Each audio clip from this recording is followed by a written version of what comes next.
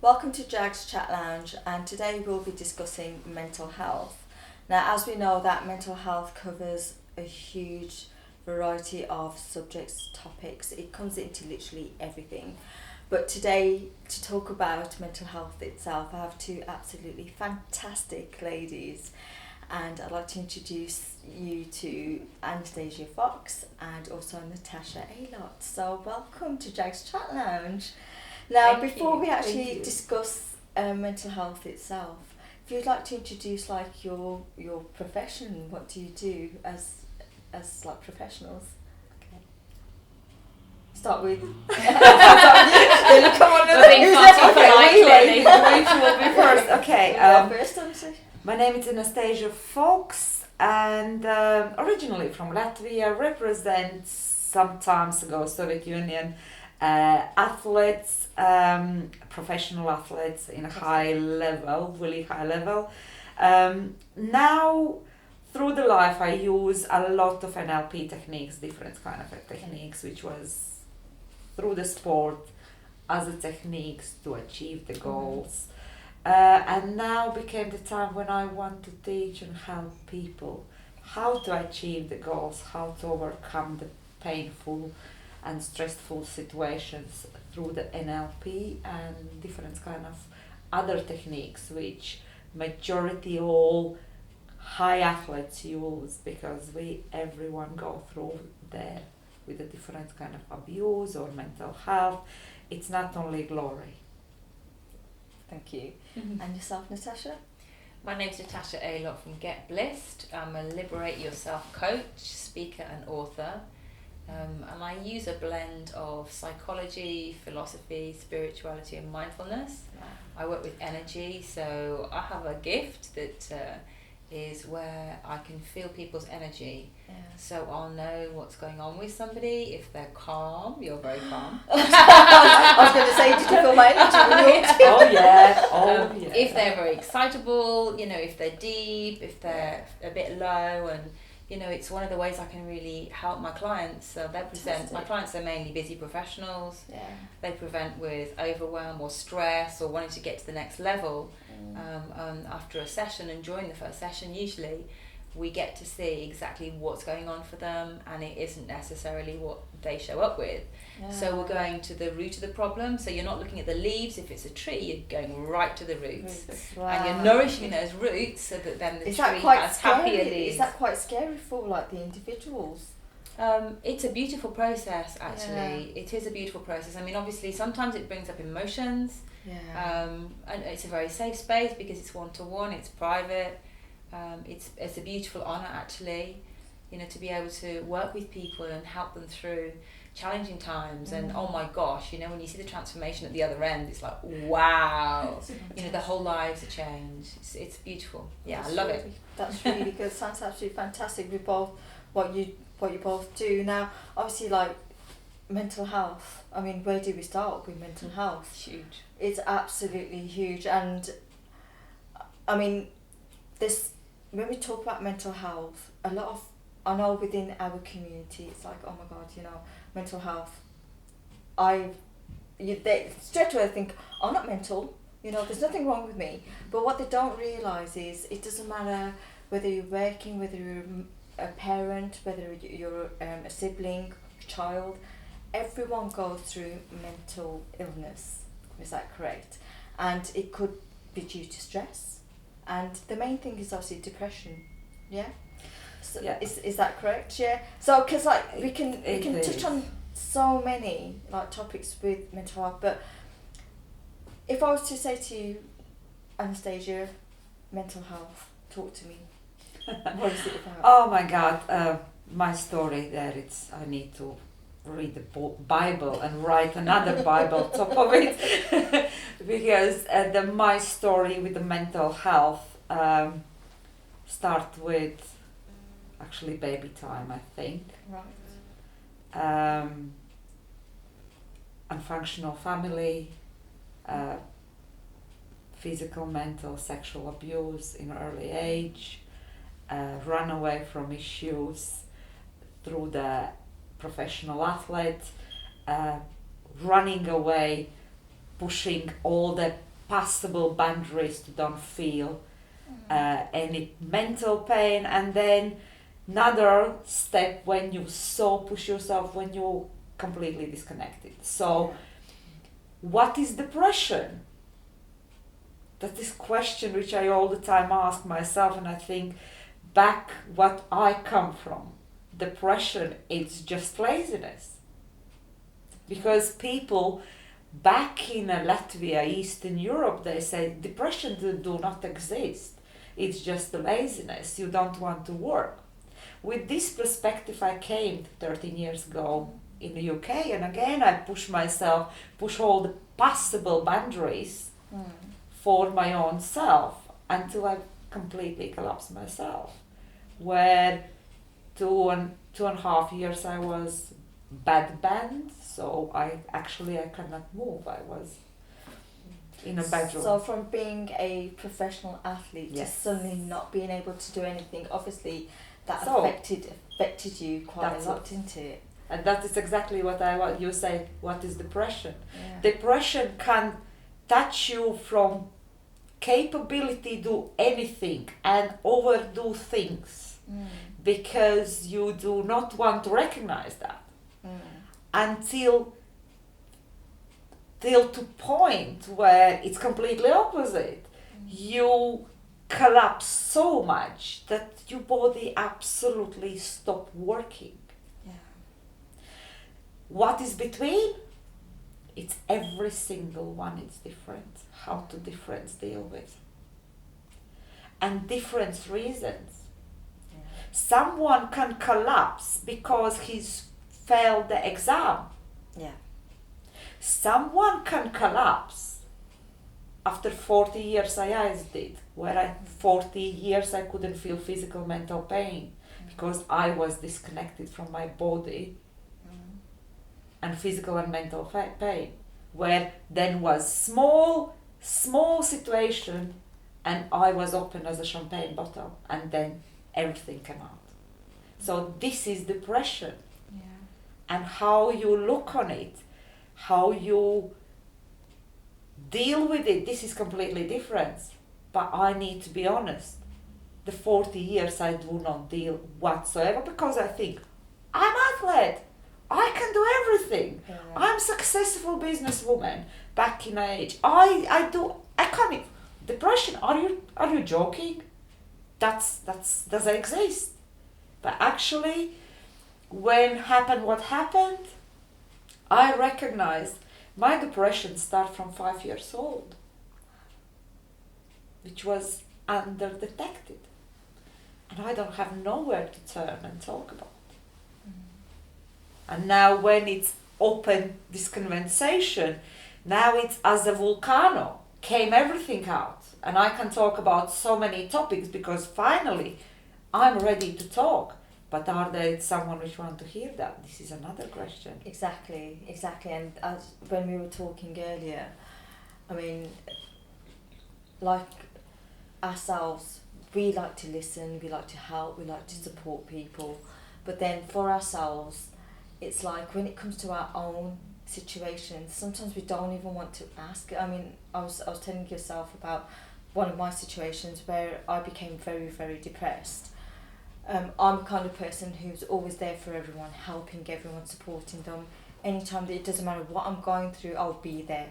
But when it came to myself, what happened to me, I just didn't want to ask for help because it's like, I'm always there for everyone. I don't want to burden anyone, especially like my parents. And it was just very difficult for me to even say anything to anyone. It was only obviously when my friend had recognised that I'm a kind of person, once I'm in touch with people, I stay in touch with them. And it was when she never got no text message, never got no, calls, nothing at all. She just showed up at the house. She saw how I was, from someone who was always outgoing, doing things and everything, was someone who was at home, in her PJs, in her joggers, no makeup, nothing at all, hadn't been eating, didn't talk to him, didn't even want to get out of the house. She said, right, that's it, this is not you need to get out of the house now. And I did not want to go, I didn't want to face the world. and it just felt so like I just didn't want to be out there. And when she took me out and she said, talk to me, what's happened? And it was that time, first time someone's ever actually said to me, talk to me. I didn't know where to start. When I started, my tears were flooding down, but at the same time is when I shared what I'd gone through, I felt so light within myself. And it was like, wow, it felt so good. But, questions were still going, whatever the situation was, questions were still going in your head, was it me, was it this, was it that? And that's when, even though professionally counselling, helping others, it's great to listen, but then on the reverse side of things, you're there to help one another, but when it comes to you, who's there for you? And I just feel that there is someone out there who's always there to help, but who makes the first move? Some people recognise it, some people don't. They will ask you, but it's you as an individual. Do you actually come out with it? So Shame. As you said, many people deal with it in many different ways. I mean, what about yourself, Natasha? Have you come Well, I across? think it's really interesting what you shared, and thank you so much for sharing. I did not know this side to you. I did not know that you had this experience. And it reminds me of the saying, charity starts at home. And I think when you look at that on a deep level, it is exactly that. You have to deal with yourself first. You have to put your own house in order. You have to learn to love yourself first. As Oprah Winfrey says, you can't give what you haven't got. If you're coming to me and, I've got a glass of water, and you say, Natasha, I'm thirsty, and my glass is empty because I've got nothing to give, how can I serve you? So, it's interesting what you say, and I think not just culturally, but I think universally we're brought up, particularly girls. I certainly was, I know you were, and from what you're sharing, it sounds as if you perhaps were also, you've got to look after other people, don't be selfish, turn the other cheek, you've got to, think about other people and all of this. And actually what you're doing is, wherever that information's coming from, you're learning to neglect yourself. And then by the time you become an adult, you're an expert at neglecting yourself. And then begs the question, as you become, you're a mother, I'm a mother, I don't know whether you're a mother. No. We've got two mothers here. What sort of example are we setting for our own children when we're putting ourselves last? Because children do as you do, they don't do as you say. So it's really important that we actually take this being selfish and throw it away, because actually it's self-preservation. If you want to help people, we're all in service. We're all in service. We want to make a difference in the world. We want to make an impact. We want to help others. We want to serve others. We want to empower others. We believe that we're all connected. And so therefore, what we have to do is we have to sort ourselves out first. Do the inner work, so to speak. Learn to personal development, spirituality. You have to learn to love yourself. Of course, And like you said, when you shared, the second, you didn't want to burden anybody, but you were there for everybody else. So self-care and self-love is really important. And yet, when that friend came to knock at your door and said, "You're coming out, I'm not having this. Tell me about it. Talk to me." That was the point that gave you permission to allow you to speak. And yet, you're an intelligent, smart, articulate, beautiful woman. Why would you not do that anyway? So it's interesting that was a process. And then what you showed, which was so amazing and really revealing, the second you were given permission to share, to talk, what happened? You literally put that heavy rucksack off your back that you were carrying down, and you felt light. And you probably felt empowered and able to then move to the next stage. Otherwise, going in a downward spiral is so dangerous. And your friend did the right thing, because, people who suffer from depression, they don't want to do anything, don't want to eat, don't want to take care of themselves, don't want to go out, get scared, and then they get paranoid and and then it gets worse. But the best thing you can do, and the doctors don't tell you this because bless them, they're not taught these things, go out for a walk, breathe the fresh air, look at the sky, go to a park, go in your garden, look at the trees, look at the flowers, and be present in that moment rather than dwelling and going round and round in circles. We were opening about mental health. our mental health, each and every one of us, is our own responsibility to make sure that it's healthy. You touched on stress and depression. Well, mental health isn't just being schizophrenic, being bipolar. Mental health is stress, is anxiety, is feeling isolated. That's it, And then it goes downwards. So, it's okay to feel not okay. It's okay to feel down. We all do, of course. We all have bad days. We all have PJ days, no makeup days. Trust me, I had one today, apart from just before I came out here. I have Mondays always without the makeup. This paperwork, is paperwork days when you don't have to face the world, as it were. It's okay. But recognising, okay, hold on a second, I've been feeling really down, I haven't spoken to anybody all day, maybe I haven't eaten, what's going on? Yeah. And awareness is key, awareness is really number one. Then you can start looking at it. And do you know what, you're absolutely right there, because as I said, I was there helping and supporting everyone else until it actually happened to myself, where I couldn't deal with it. But then once that major depression that once I came out of that, I mean, there's obviously after that I went through like so much, and then, but I recognise the signs, and I know that if I'm going to start getting depressed, I need to just get out now. Yeah. I need to go for a walk, and that's exactly, what I started doing. My friend and I was always, she recognised. She kind of like had a feeling that something was wrong, as I said, because I was always in contact with all my friends continuously, and then suddenly it was like, where's Jag? How come she's not being in contact? She's fallen down a hole. So let's go find her. So that, and she even said to me, she goes, "You're always there for everyone. Why can't we help you as well?" And I think it's when you're so giving, and when you're so like you're there for everyone, sometimes to ask for it back is quite difficult. It's not only difficult in my perspective. You more or less spend all your life in the United Kingdom. You have people around which know you from childhood time or school time or relatives or siblings. Here in United Kingdom, and not only in the United Kingdom, now migration go all over the world. So, and there it's so many people which migrate from one culture to another. And they working hard to support families, relatives, what else it's in back. They even don't have a friends to call and to make this social life. And this what we skipping under the carpet in a depression. Depression, it's not only I feel bad about something or something happened and I feel low. There it's another part of depression where it's social anxiety. You are so into your life to support and do what people told and what they expect you have to do. You completely forget that there is social life.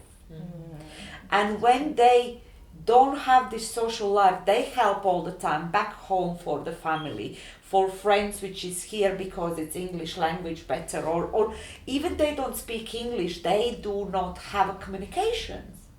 It's isolation. And isolation. And when you are depressed, what you done? You done for yourself. I done for myself. We isolate ourselves even more. So, and why I became so passionate about the mental health, I became in a so bad situation where I 4 times in 1 month suicide myself. Because I understand, even I take my life, even nobody pick up the phone and call me. I'm some kind of contradict myself where everyone knows me, but at the same time nobody anymore knows me. So, and the same became as a daily routine. If nobody anymore understand who I am, why I need to be here. And became this vicious circle. You are both quite lucky you have family and relatives, but how many millions in a world, and particularly we are now in the United Kingdom, we are in a Midlands where it's so many different kind of and background people. They come here for hard work or what different kind of reasons, or running out from dangerous in their own countries. What else? They migrate here to make better life, because this is we all total.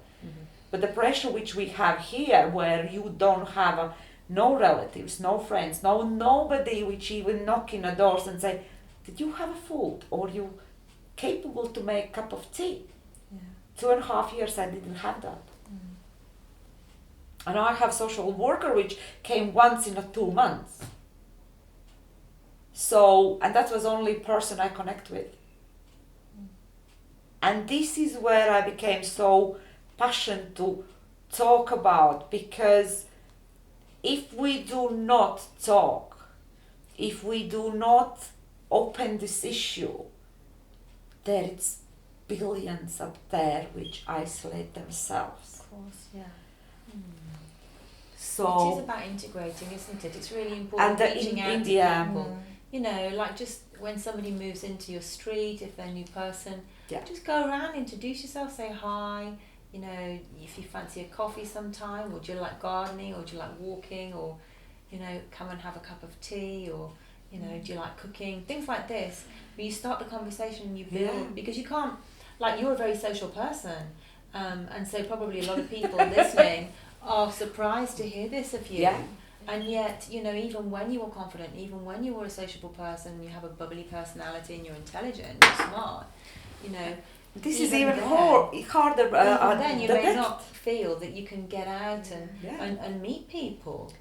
But then isn't it about the individual's confidence as well? Because there are many people out there who aren't confident enough. Like, I mean, I know if I was to go and like go into a different environment, I will just talk. And I've got like many friends who will just go and talk and just make a conversation and stuff. But there are some people who just can't even do that. They'll just go and they'll probably stand in the corner and I don't know anyone. But then but this is even more. This is what even more.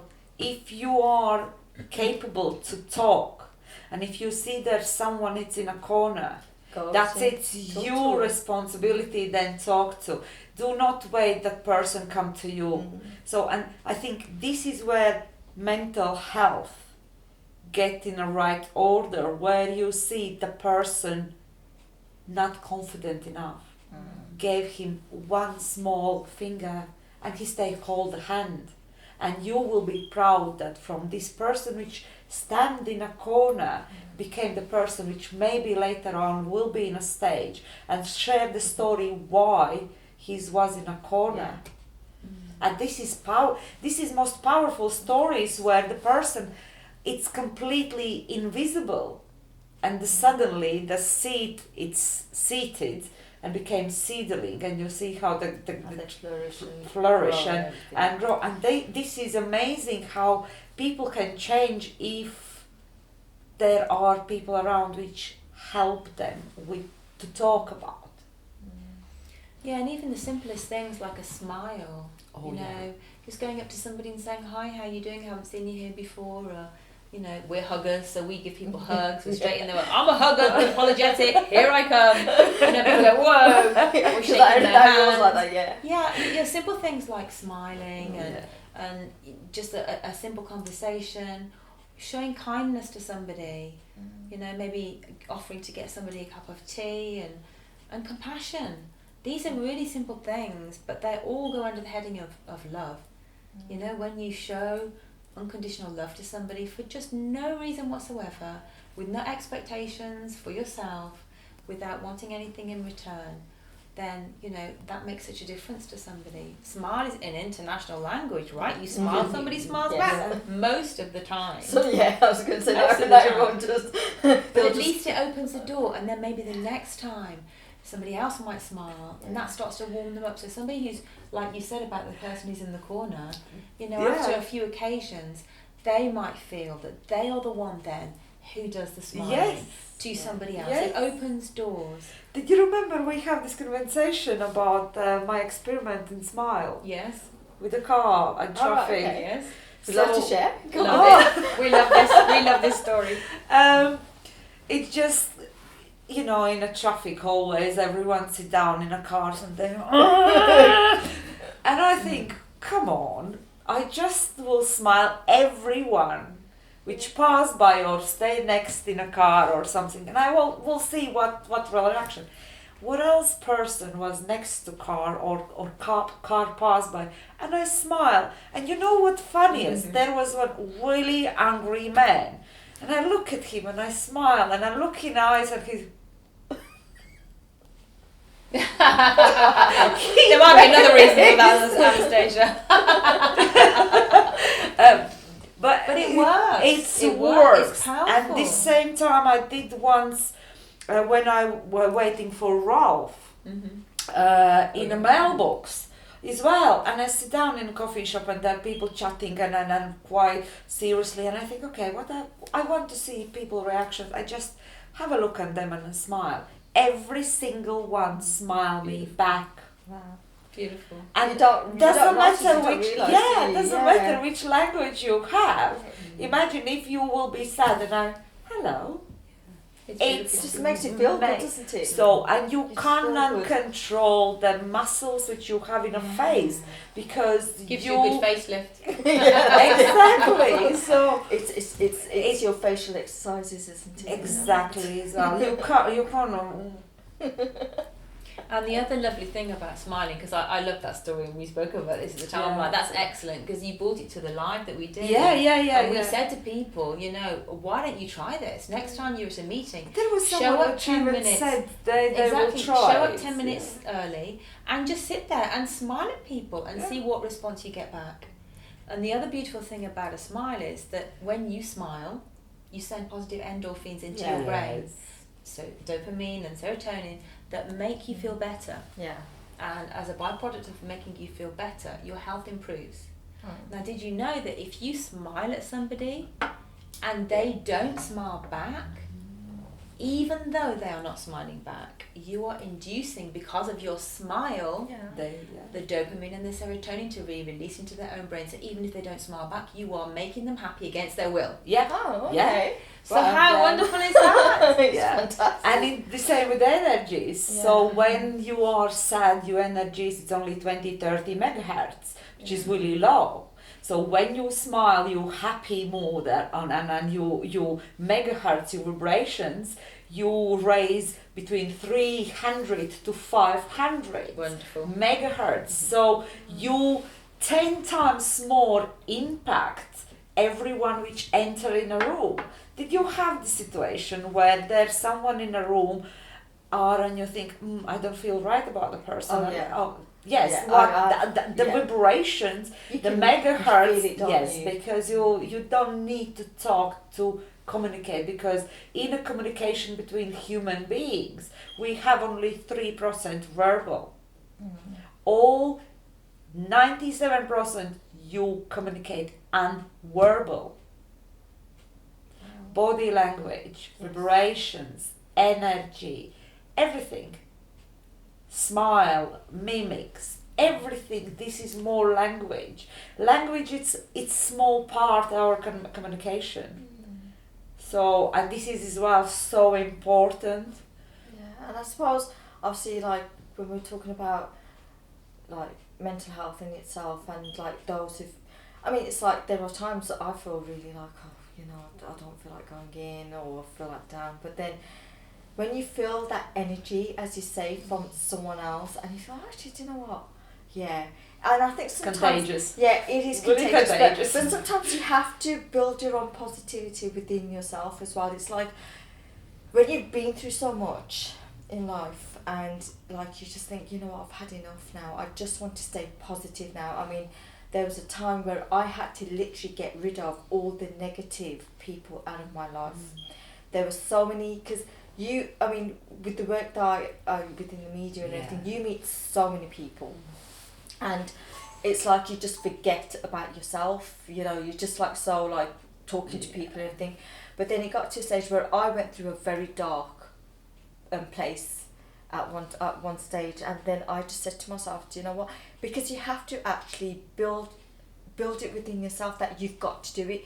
people can tell you what to do, but it's yourself. You've got to do it yourself. But and then really good you said that. And then you need to be ready to do exactly. so, and you need to accept that. And then what I did was I literally, honestly, I got rid of all the people who I felt were just associates and everything, and I blocked them from my social media. I stopped talking to them, blocked them from my phone, and I just said to myself that from now on, anyone who says anything negative to me, I'm going to turn that into a positive. And then that's when I felt a change within myself, that by changing the negative into a positive, I started feeling good within myself. And it just made me feel like a better person and a more strong person, because we go through so many situations, so many experiences in life, whether it's the family life, whether it's work situation, whether it's like, and like talking to the stress and everything. It's like just little things that you build up, but then it's like, how do you manage it yourself? I think first, you're absolutely spot on. You need to get out from the drama, and the drama it's around the people. You get the drama which people you have around you. So if there will be this negativity all the time, and I'm really sorry, family members, if you give us negativity, I have a right to walk away because it's my life. Because you are family members, even your own mother, if all the time drag you down, you have a right to walk away. And it's, you are not obliged to do something for someone who's all the time drag you down. And I think this is really hard and really painful subject to, maybe we need to talk one more different time, which is as a topic, as a family and family influence in a mental health, how important that is. No, but definitely. First, what you need to do, if you feel that what else, this is boss, this is family member, this is relative, this is even neighbor, where else, run away from negativity. This will be straight away boost you up. This is so huge. The influence from our surroundings is huge. Change the room. The biggest what and quickest what you can do as a first step, clean out your wardrobe. Clean out your room. Why wardrobe? This you physically see how much space with the things which you don't need it. It's in a wardrobe. And it's the same you automatically and subconsciously start do with your brain, with your thoughts. Cleaning out your wardrobe, you clean out your brain, subconscious mind. So, and when you have the spare space, then the spare beautiful things come back to you and replacing. So, and then when you have nice things in wardrobe, what you want to do, you want to wear and you want to go out. That's it. You see, good, you feel exactly. better, And in small steps, you don't need to straight away push yourself and go and socialize and be around positive people, because that can be a dangerous place, because you are not confident as well. You just step out from depression and you cannot straight away will be really cheerful. So again, it's like baby steps. You need to starting bully again, and isn't it? the balance yourself and talk to yourself and understand what your body say to you. Why I so passionate to say about that?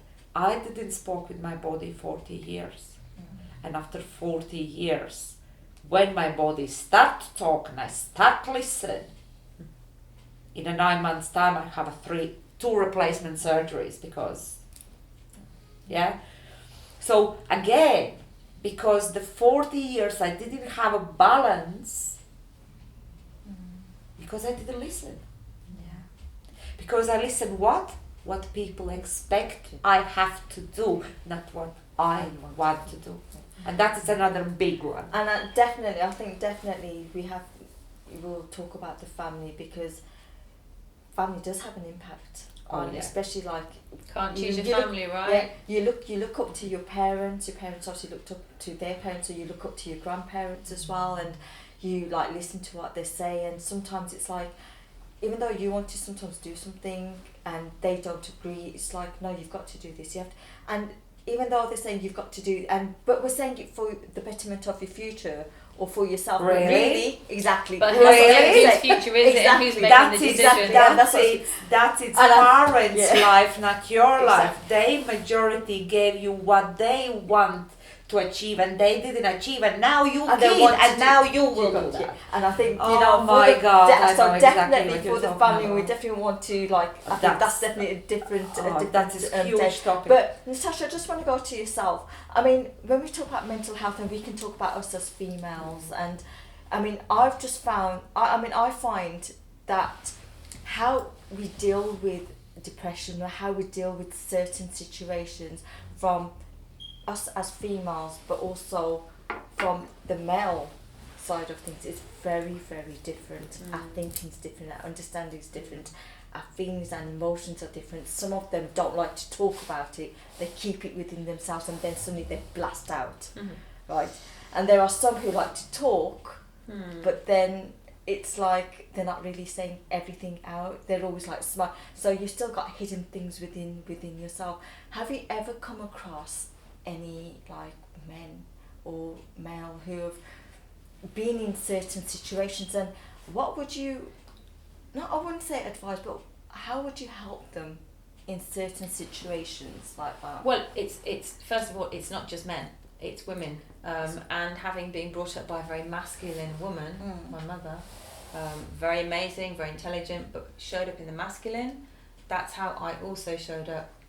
So when I was pregnant with my daughter, my second child, I had a 2-year-old, I was running a full-time company with staff. My daughter was born, and two senior members of staff left within 4 weeks, one the day my daughter was born and the other one the day the other one I was due to come back. And I didn't remember the first year. So for me, I showed up in a very masculine way, and I'm showing you this for a reason, because I recognise it, but only looking back.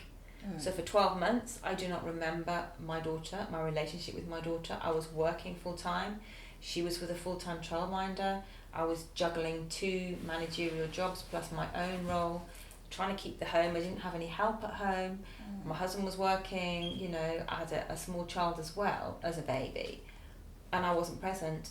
And it was only when my daughter turned 1 that I looked back and I thought, what the hell just happened? And I realised that, you know, you mentioned, Anastasia, your depression from a really young age was only looking back that you thought, oh my gosh, I've been depressed since I was 5 years old. Well, it was at that moment that I thought, what's going on? Oh my gosh, you know, I've taken on more of this and more of this and more of this. I've never shared. I didn't share. I didn't tell a soul. The health visitor, there's no way that I would have ever spoken with her. I didn't tell my mother. I didn't see a doctor. I didn't tell any of my friends. I didn't tell my colleagues. I just got on with stuff. And this is a very masculine approach. Now I reach out. Now I have a wonderful circle of friends, a really amazing network of male and female friends, and wonderful family. You know, I'm very blessed. But it wasn't always that way.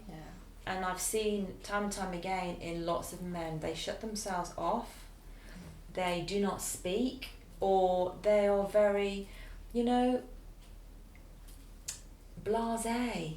You know, they pretend as if everything's a laugh and soul and joy of the party and all the rest of it. Okay. And then you see the smile, it goes to this deadpan serious face, and you know there's something going on. And when you're around people a lot, you notice it more. And this is what I notice about people. I'm like, hi, how you doing? And they go, yeah, fine. And I'm like, how are you feeling? And I'll go straight in. And they can't get away from that because I'm asking, how are you feeling? And it's because I can detect something underneath, I can sense something underneath. And this is an ability that we all have. And you know, when we tune into ourselves and really recognise how we're feeling and you totally disconnected mentally and physically, didn't you, for Yeah. your whole entire life? And thank goodness you're back now. by Yeah, the way. and now it's so big powers because I see it's like a volcano, it all hits you at once. and I see and I feel energies and everything. That's it.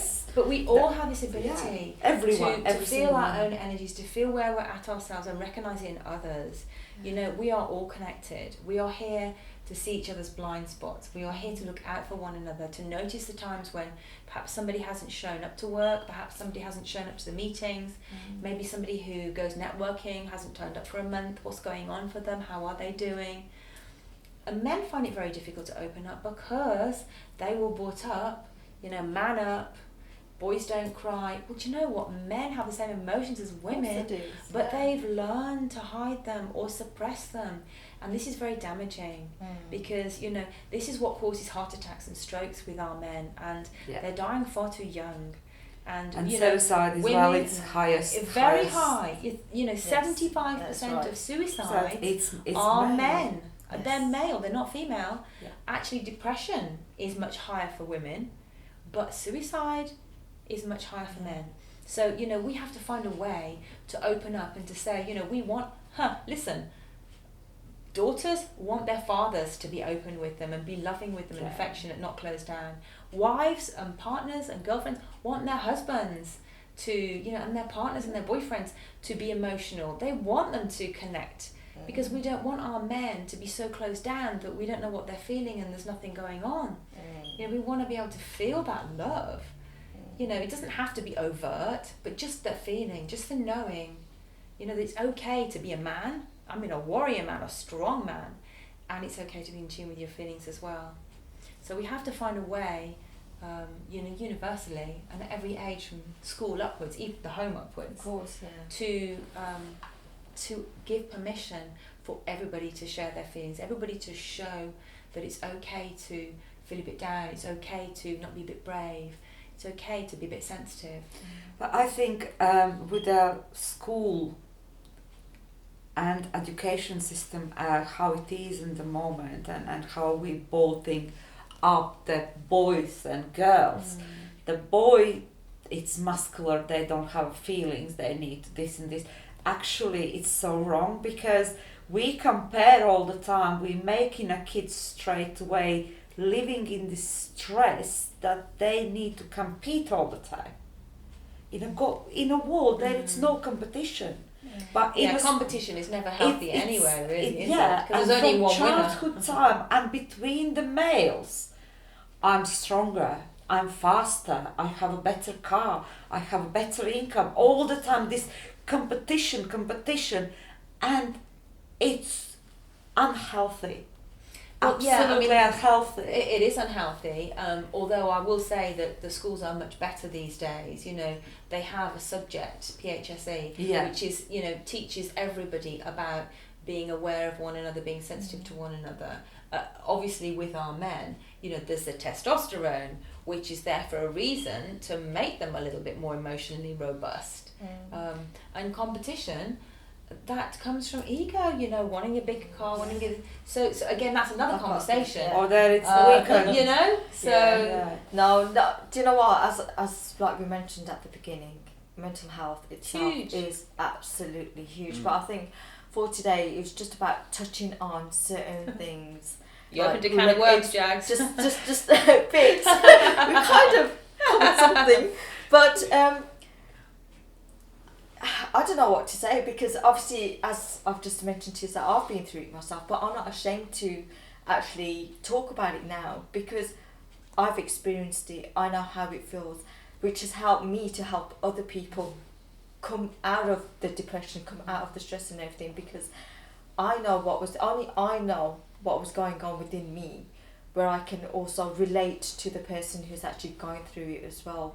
But then it's how, you know, if they're very down, very depressed and everything, everyone works differently, you know.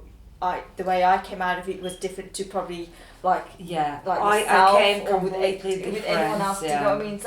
And my clients as well is completely different. Exactly, everyone's very different, and I think when we talk about obviously like men as well, it is very, very different.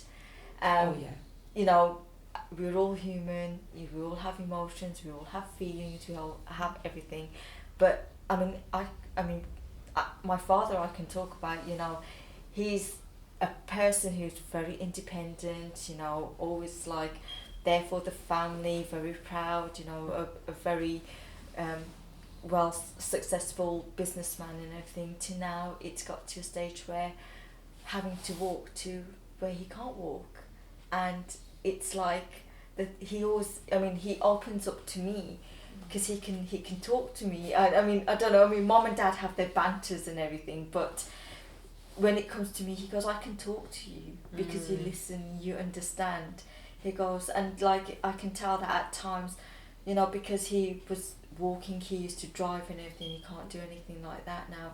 It's obviously taken his self-confidence away from him. So, and now and again, I mean, I'm talking about my father, obviously, for a daughter to a male, because I've seen in other like males as well, in men, where they keep things within themselves, they don't talk about it, they shut themselves from everyone, and you know, they just sit, they think, and then their head wanders around and everything, and then it's like, okay, and maybe it happens with women as well.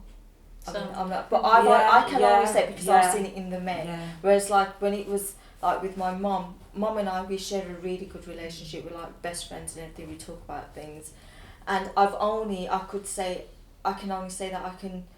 With my father, I've only just got to know him properly now. I mean, when I was like a teenager, I remember I could openly talk to him, and he used to say, watch out from the guys, this is what they want, this is how they are, and everything. So my relationship with my parents are friends, because, and I just feel as a child, when you have that good relationship with your parents, rather than turning, you know, I mean, you can have that good relationship with your parents and it feels so good, because then I just see it as, you can have your friends around, you can have your work colleagues around and everything, but then in the end, who do you turn to?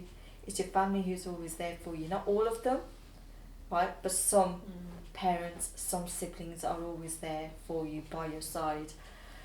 And I think there's obviously another topic about like dealing with men and their depression as well as like females, as well as families, but also those who have been in abusive either relationship, marriages, and how this affects the children. This is huge. This is huge. Even topic. With you, I mean, some of us people may think that, oh, you know, little kids, what do they know? They don't know. My God. They know a lot. They won't say, but sometimes it's by looking at them, you can tell that, you know, something's it's much more. It's just quick one. That between 0 to 7 years old, child absorb as a sponge. I call the sponge time. It is.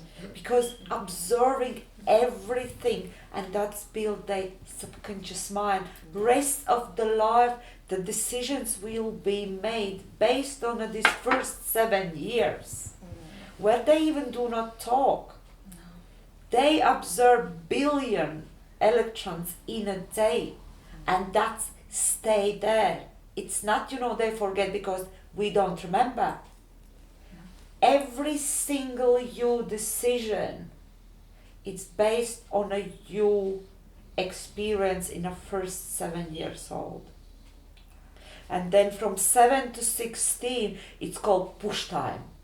Because child and teenagers, they try to push the boundaries, how far you can get to train out the behaviors, what they learn from where? From parents, from surroundings. So when we said that teenager time, it's this and this and this and this, and they are not controllable, look at yourself. What you done, that person, that small person, its first 7 years time, absorb these behaviors and why it's pushing them. So this is huge topic again, and myself as well, I'm disconnected from my feelings really early age, because what I see from, I believe, first moment in my day when I'm born, but this is not only when you're born. You have a feelings and information when you are in a tummy in your mother. Yeah, This the is last another- trimester. It's yeah. the last trimester. Is Yeah, the last this 3 is months well. of when you're, as Yeah, you said, your yeah. gestational period, when you're in your mother's womb, Yeah, you're being affected by it. everything. So, you're absorbing everything, you're feeling everything. So, these, when I was pregnant, we didn't know, but like now, mothers are being told whilst you're pregnant, play calm music, sing, and make yourself feel as good as you can. Yeah. Don't argue, because it affects the baby, and it's absolutely spot on. Yeah. So, we're discovering new things all the time, and like Yeah. Anastasia was sharing, you are a sponge from the last trimester up Yeah. until you're 7 Yeah. or maybe even 8 years of age. And the patterns that you learn in that time, you then repeat throughout your entire lifetime, until or unless you realise, oh my gosh, I'm sabotaging myself, or oh my Yeah. gosh, I'm showing up like this in all relationships. No wonder they're all not working, because, Yeah. I could say, like for me, it was relationships. It's definitely my biggest lesson. Hence why I work with clients around their relationships with themselves first, and then everything else sorts itself out. But it took me decades to understand why I was with this guy, he was rubbish, I was this guy, was rubbish. And then I stopped, and it was about 5 years ago that I had a really painful lesson to learn for myself, and the penny dropped. It was like, oh my gosh, looking at all these relationships, what's the common denominator? That common denominator was me. Yeah. So it was me that, for whatever reason, was showing up vibrationally, we spoke about vibrations, attracting the same experience over and over again because of what I learned from when I was 0 to 7. And behaviours all the time repeated. Yeah, rinse and repeat. Wow. So you can change. So But the you can question, change, challenge, yeah, and change. that is good, But you only can change. until or unless you see it. And You unless, start changing. yeah, until you acknowledge that there is something wrong. If you acknowledge, you can change, but nobody change for you. Just it, change for yourself. And most of the cases, only when you touch the bottom, then you start thinking and be ready to change. And it's the hardest lessons to learn, but this can be changed if we are mindfulness in a families for absolutely beginning. When we are mindfulness about surroundings, when we are mindfulness how we talk with another, how we behave to one another. Yeah. So, and if someone say, I don't like how he's behaved, put the mirror in front of him. Have a look. Have a look at yourself, and I will say to you, what you don't like in you, this is what you don't like inside yourself. Wow. Deep stuff, huh? Are Are you ready for us? Are you ready for us? Do you in know the next? what? All I can say is from one thing to another, I've learned so much, and in like such short time. So I can imagine, like, I really don't know what to say. I really do not know what to say, apart from it's we need to definitely come back again and touch on various topics and subjects. And Well, we talk would about love to. certain ones. Oh, We would yeah, love and to, I'd because love to get more. it's about sharing Of course. situations, circumstances, experiences that we've so many that we've learned. And just touching back to the men for a moment, what's lovely now is that there are so many men's groups and so many specific male coaches for men, where men can And feel women really for- safe. Men can feel really safe. Men won't share with women. I mean, I do have male clients, and they do share and they do open up, which is great. Yes. But most of Yeah. the time, They prefer men will it. only share with men. So if any of your male watchers, viewers, or anybody that comes up to you or contacts you who wants to know, then we'd be very happy to share That all offer, of these specific male coaches who are amazing, sensitive, Yeah. fantastic leaders. Beautiful men's groups in Birmingham. I know a couple of guys that run men's groups in Birmingham as well.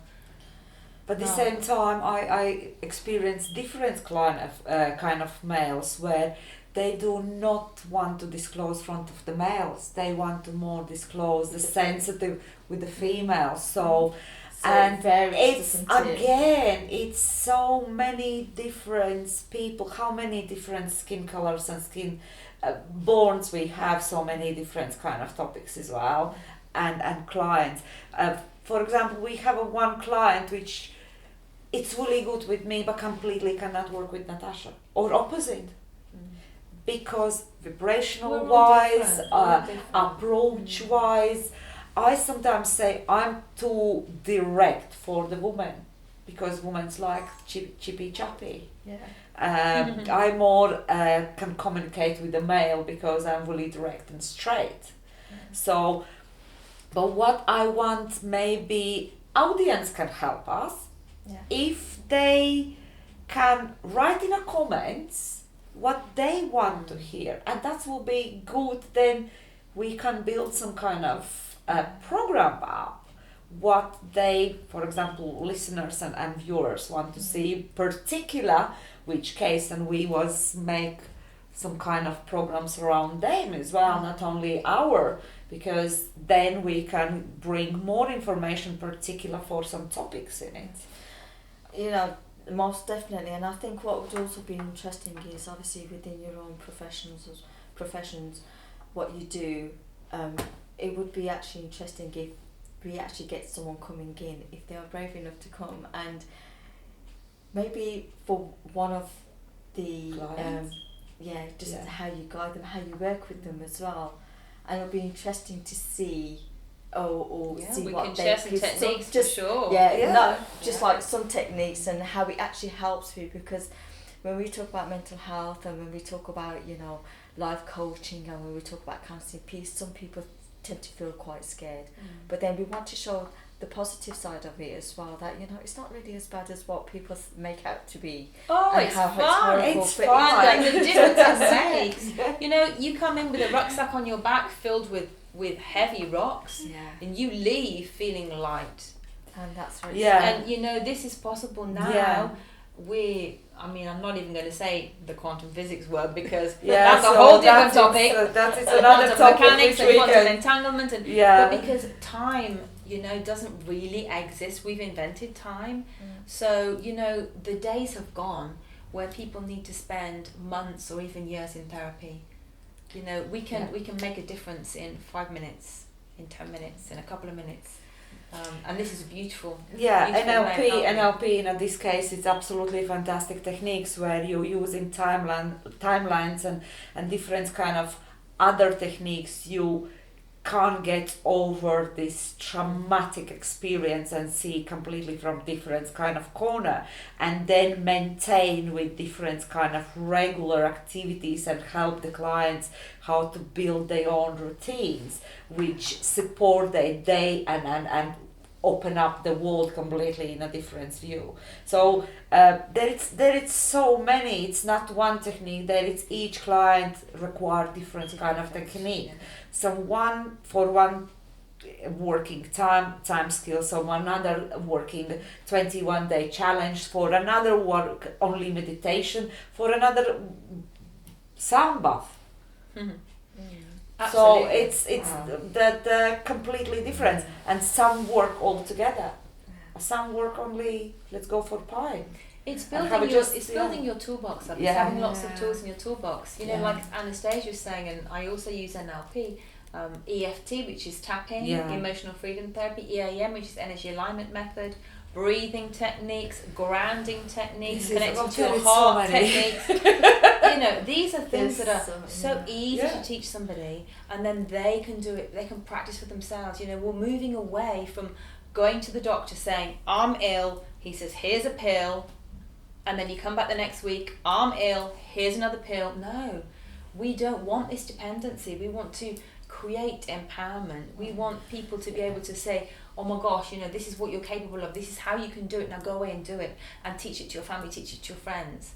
Because we haven't got time to see the same person every week. We've got to reach millions there are billions of people on this planet now. And funny is, and everybody has a chance to see what they're capable of doing. And this is your pharmacy. How many conversations have we had about this? Oh my God. How many magic have we created? My recovery time after hip replacement surgery was 21 days. Wow. Doctor said after surgery, madam, what you doing? I say, what I'm doing, you don't believe it. When they did the same, in a 21 day I recovered with my shoulder replacement surgery. They say, we cannot understand, we need to research you. I said, no point, because you do not accept that. So in a 9 months time, 21 day time after surgery, I'm recovered. I'm not recovered, I'm saying that it's no issues, has never happened. But the physically recovery, it's take at least speed twice or even 3 times faster. Wow. People with hip replacement limping at least year. Yeah. I'm back on the heels in a 2 months time was after surgery. You tell us your secrets. So not yet. Next time. Next time. With the time, we will Wow. say. So honestly, when I said 2 fantastic ladies, honestly, talking to you both, I actually feel I was feeling a bit down and everything before, even though I'm calm, and now I feel more at ease and more happy and energy. And that's it, and that's what it is. That's what it is. And do you know what? Honestly, thank you so much, because you're going to be at the regular on Jags Chat Lounge. We're going to be a bit busy, aren't we? Oh, we're busy. So we have as well, every week we have a Facebook Live as well around mental health. And thank you so much for supporting our Facebook Lives and all your lovely comments and reaching out, because this is how we met. Yes, on exactly. Facebook. Exactly. Facebook. So this is the social one media thing at its best. This is the one thing I did not actually share, was that I think I came in contact with yourself when you when I was doing the mental health little videos, when it was Mental Health Awareness Week, and you said, "Oh, I'd love to come and on," then and nothing came of it. Nothing came of it, because I was thinking, right, because you were doing your stuff, I was doing my stuff. We were all busy and stuff, and then suddenly I saw a live Facebook Live with Natasha and Anastasia. Was that our international one? UK to Malta. Yes. And I'm from Latvia, so. and it was just so interesting, because what they were talking about of mental health totally related to it, and I just thought, I don't usually comment on live Facebook Lives, but I wanted to comment because I thought, I understand. I know exactly what you're talking about. But this is really good you're commenting, because that's make the conversation, and we know what we're talking about now, and we know how we can impact not only myself and Natasha and our clients, but there's another people as well. And look at that, we are here, and we now planning do the program continuously, and always welcome watch us in a Facebook as well. My private page, which is Anastasia Fox, your private page, and we always put the link as well. Not my private page, so if people want to, we both put a lot of content out there. We do a lot of Facebook Live. We do a lot combined. I interview people, you interview people. We do a lot of stuff independently. Yeah. So honestly, if anybody out there, if any of you viewers, you wanna see what else we do or listen to replays and things. Anastasia Fox on her Facebook page. Natasha Aylott is my personal page. My business page is Get Blissed. There are loads and loads of videos. They're free. You can watch them, make notes, practice them, share them, and the same with yourself. Yeah. And every week we're going to be doing a Facebook Live either on my private page, Natasha Aylott, or Anastasia Fox. And I have a group which called Free From Pain as well, which is there. It's a lot of information, and people who put the different kind of contents. Why I like the groups there, because not only I manage, everyone can manage them. Everyone contribute their own stories, their own quotes, and the group was created last year with the 2 people.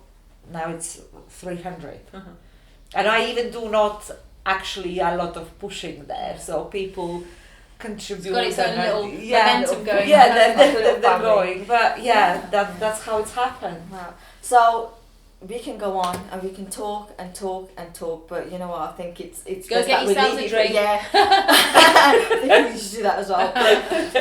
Thank you so much. You're welcome. Thank you. Natasha and Anastasia will definitely be coming on again. I'm not going to let them go. They're not going. They are going to be now. Lock cupboard. So, Jags Chat Lounge, as I always say, real life real stories, real talk, and this is what it's all about. You know, it's about sharing what you've been through. I think for myself as well, with Jags Chat Lounge, I've shared so much about myself that not many people probably knew about, because they always saw Jag as this very smiley, happy, laughing, joking person, but no one really knows exactly what goes on within the person. So, as we say, well, as Natasha and Anastasia were saying, smiling, wow, you try that on people, you know, if you see anyone who's standing alone or like just at a coffee shop or anything, just give It's a them good smile. challenge. It's a good challenge. See how it is, and definitely try that challenge, the smile challenge. That's what it says. So Oh yeah, you heard it here first. exactly. I think we need to do the make the challenge and then give some awards. Half an hour coaching with me, half an hour. So we can as well do And the we can competition. To get back in a week, 1,000, Yeah. 10,000. And we can just talk. So continue watching. It Thank will continue. We'll continue with mental health on various topics. So until the next time, thank you, Natasha. Thank you, Anastasia. Thank you. Jags Chat Lounge. Do not forget to subscribe, and anyone who feels that they would like to talk or share something, please get in contact 07947 182 703. And also, if you feel that you don't want to come on but you need some help, we're always there to help you as well. So 07947 182 703. Get in contact, share your stories, be part of the Jags Chat Lounge family as well. Thank you. Thank you.